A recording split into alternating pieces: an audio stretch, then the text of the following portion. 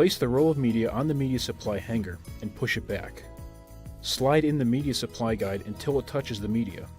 Thread the media under the media dancer assembly roller, under the media guide roller, and under the upper media sensor.